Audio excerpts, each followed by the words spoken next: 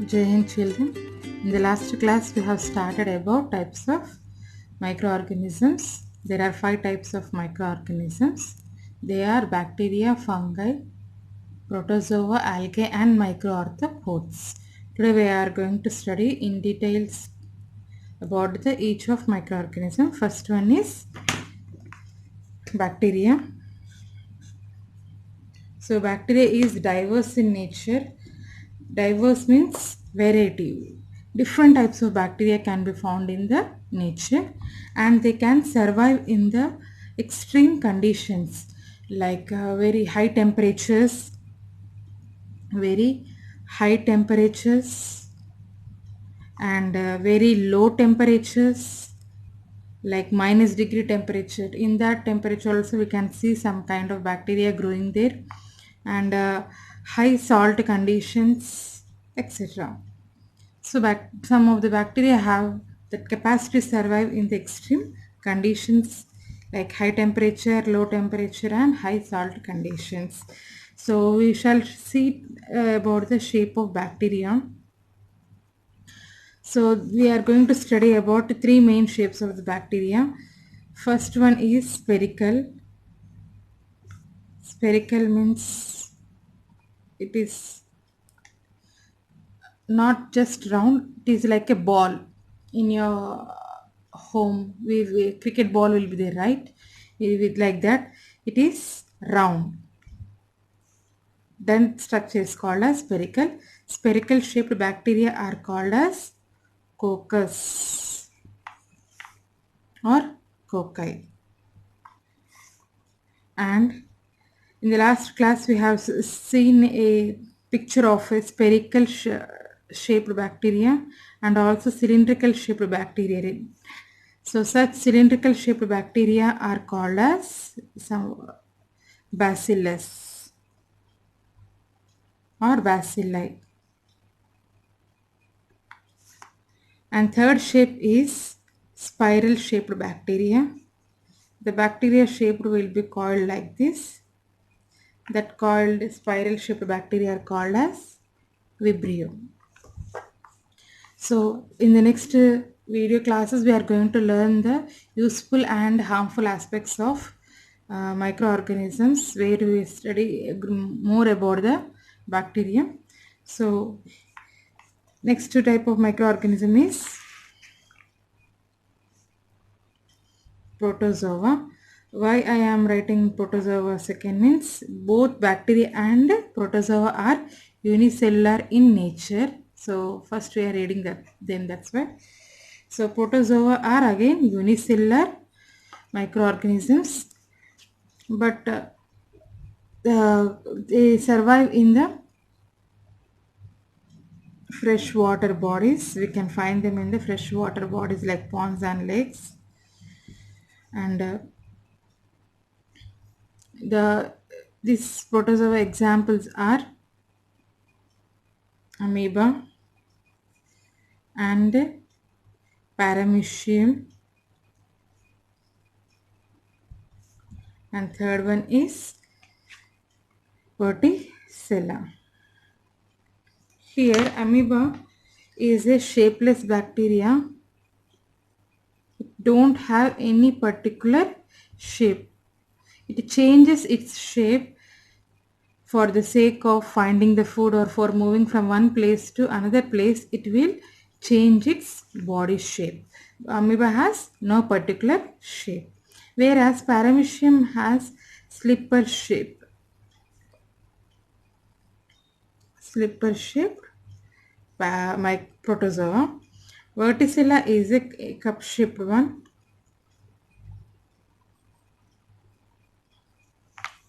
Right? And third type of microorganism is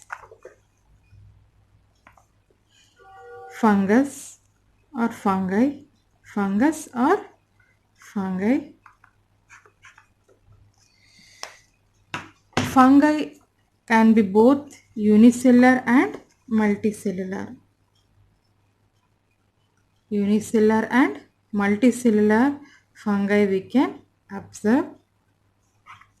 Unicellular fungi examples are yeast, whose scientific name is Saccharomyces cerevisiae. So it is single-celled fungi, unicellular fungi. This yeast is used in the bakery products like bread. In the making of bread, they usually use the yeast. And multicellular fungi examples are multicellular fungi examples. First one is Rhizopus, very important one.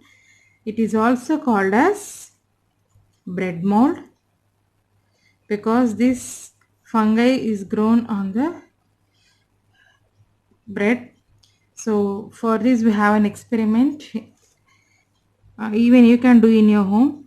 Take a bread slice,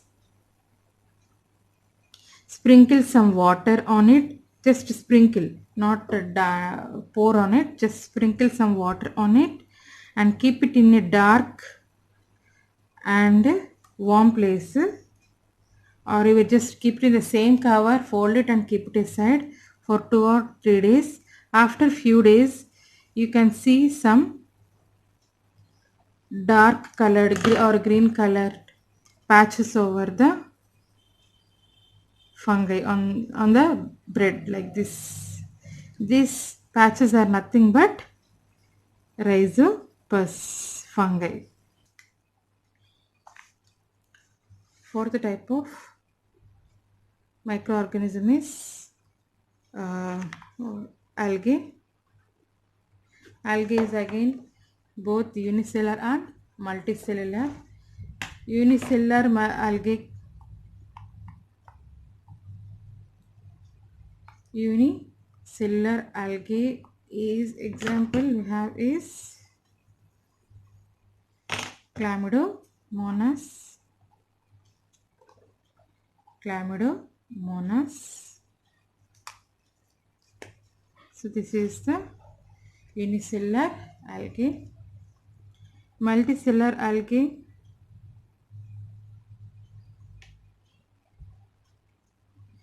examples are spirulina and Spirogyra.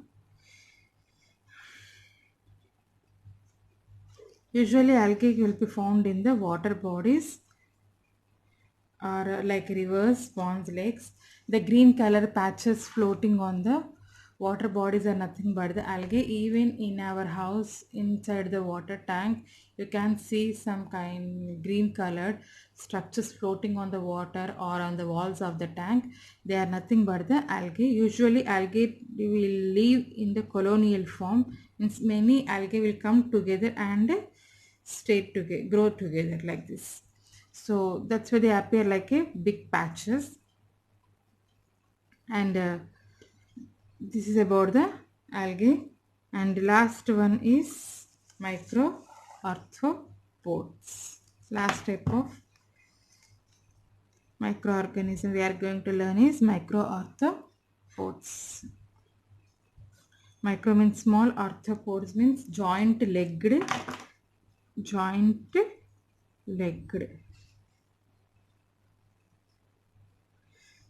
There are some very small microorganisms which have jointed legs. So in these arthropods we will see in our ninth class. They will study about the organisms which have jointed legs like a cockroach. So same such kind of jointed legs can be seen in some small microorganisms. That's what they are called as microarthropods. Example, Daphnia and eyelash mite, and mite. Scabies mite. You may get a doubt now, madam, what about the virus? Now this is a virus. Now it became a boom now because of coronavirus, right?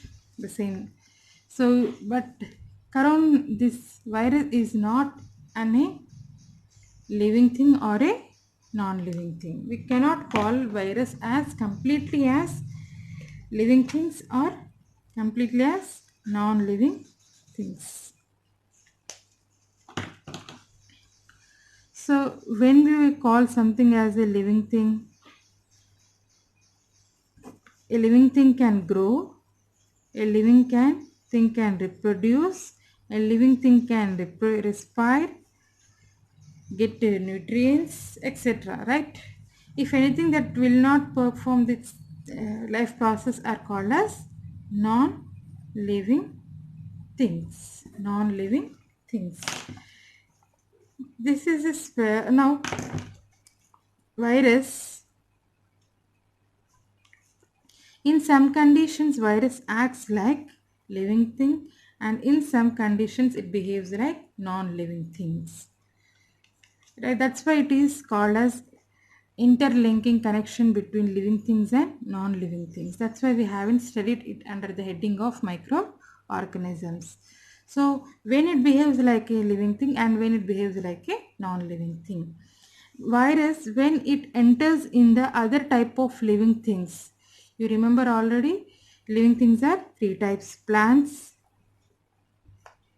animals like human body, etc., and microorganisms like bacteria, right?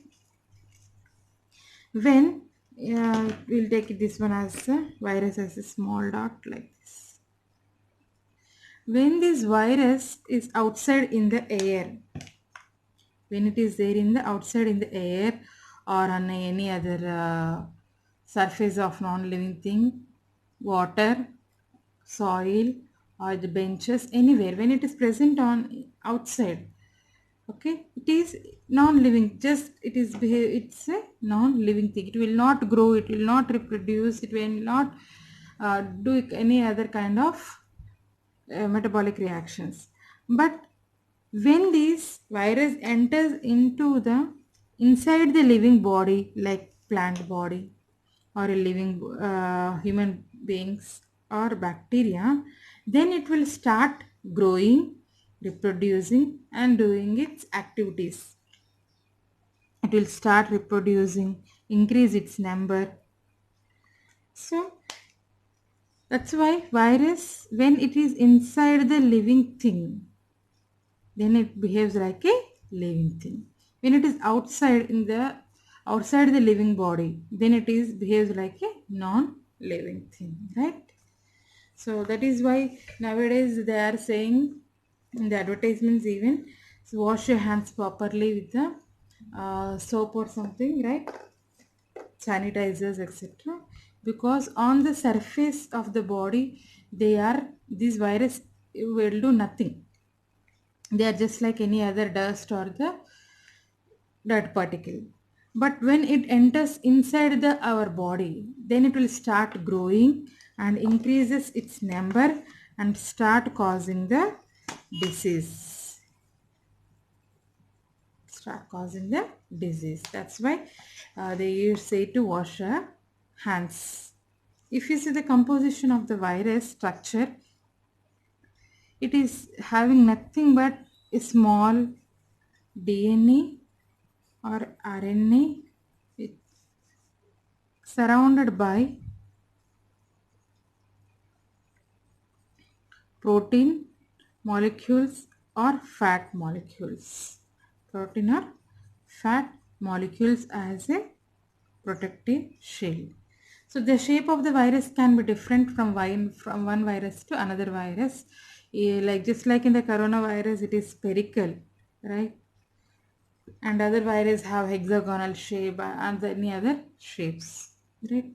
This is all about the microorganisms. Hope you have understood everything. If you have any doubt, post your doubts in our WhatsApp group so that I can respond to you.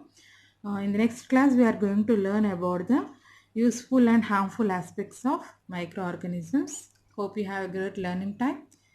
Meet you in the next class. Jai Hind.